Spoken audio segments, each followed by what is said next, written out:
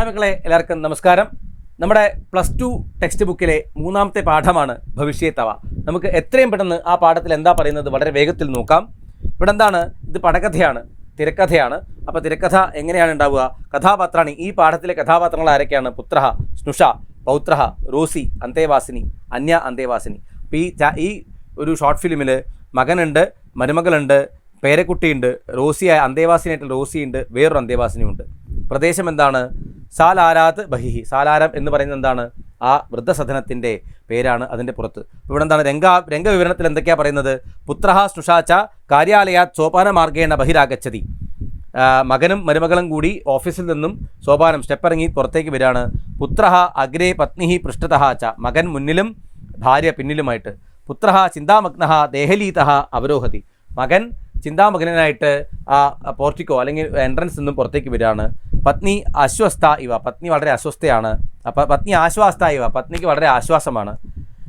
കാര്യാലയസ്യ ദേഹല്യാം സ്ഥാനമവലംബ്യ ഉപവിശതി അപരാ വൃദ്ധമാത. ആ കാര്യാലയത്തിൻ്റെ പോർട്ടിക്കോ ഫ്രണ്ടിൽ തൂണിൽ ചാരി വേറൊരു വൃദ്ധമാതാവ് ഇരിക്കുന്നുണ്ട്. സോപാനസ്യ വാമതഃ ഏകാ പുരാതനി ദ്രോണി. സോപാനത്തിൻ്റെ സ്റ്റെപ്പിൻ്റെ ലെഫ്റ്റ് സൈഡിൽ ഒരു പഴയ ബക്കറ്റ് വെച്ചിട്ടുണ്ട്. ദക്ഷിണതഃ ബാലകഃ ഝടിതി പിതുഹു സമീപം ആഗച്ഛതി. ഇടത്ത ഭാഗത്തു നിന്നും ആ ബാലകൻ പെട്ടെന്ന് ആ അച്ഛൻ്റെ അടുത്തേക്ക് വന്നിട്ട് വൃദ്ധായാഹ ദൃഷ്ടിം ബാലകെ. ആ വൃദ്ധയുടെ ദൃഷ്ടി ബാലനിലേക്ക് നോക്കുകയാണ്. ഛായാഗ്രാഹി സമീപേ. ക്യാമറ വയ്ക്കുന്ന ആൾ അടുത്ത്. സംഭാഷണം ഇവിടെ തുടങ്ങിയിട്ടില്ല. ഇനിയും സംഭാഷണം തുടങ്ങുന്ന സമയത്ത് സംഭാഷണം കൂടി അതിൽ വരും. അപ്പോൾ നമുക്ക് നോക്കാം എന്താ അതിൽ വരുന്നതെന്ന്. ബാലകഃ പിതുഹു ദക്ഷിണഹസ്തം ഗൃഹാതി. ബാലകൻ മകൻ്റെ ഇടത്തെ കയ്യിൽ പിടിക്കുകയാണ്.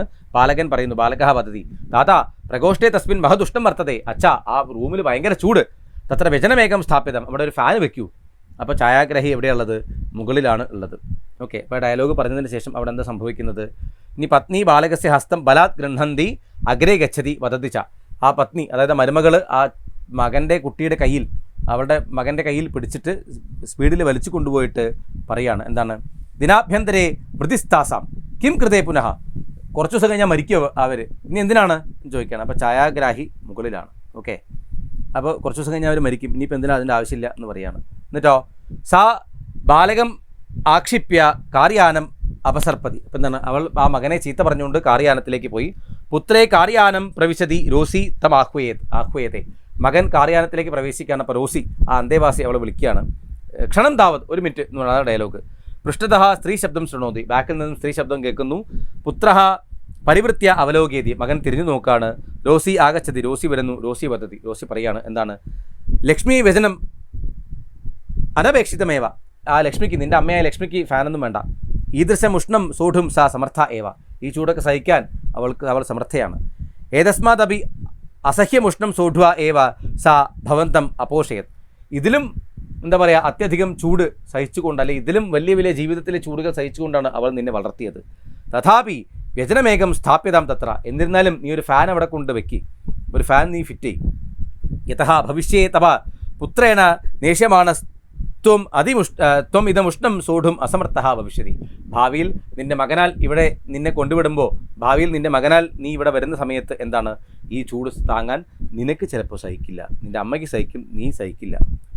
ഓക്കെ, അപ്പോൾ എന്താണ് അവിടെ ഇത് എന്താണ്? എന്നിട്ട് റോസി മുഖാത് ഉപനേത്രം അപസാര്യ പുനഃ സ്ഥാപയതി. റോസി മുഖത്ത് നിന്നും കണ്ണട അഴിച്ചിട്ട് വീണ്ടും വെക്കുകയാണ്.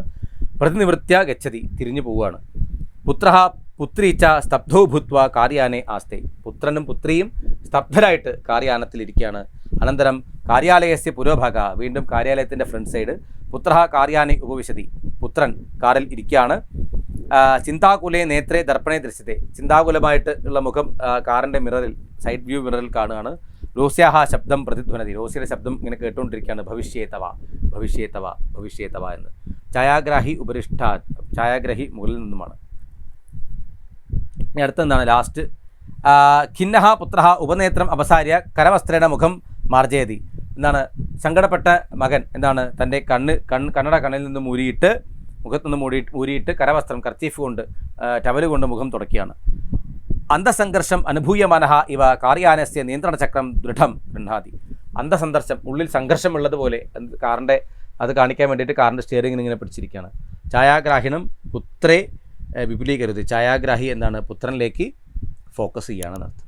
ഓക്കെ, അവിടെ ഈ ചാപ്റ്റർ കഴിയുകയാണ്. മക്കളെ, ഇതാണ് നമ്മുടെ ഭവിഷ്യത്തവ എന്ന മൂന്നാമത്തെ പാഠം. എല്ലാവർക്കും മനസ്സിലായി എന്ന് വിചാരിക്കുന്നു. അപ്പോൾ അടുത്തൊരു വീഡിയോയിൽ നമുക്ക് അടുത്തൊരു ചാപ്റ്ററുമായിട്ട് വീണ്ടും കാണാം. എല്ലാവർക്കും ടാറ്റ ബൈ ബൈ, നമസ്തേ.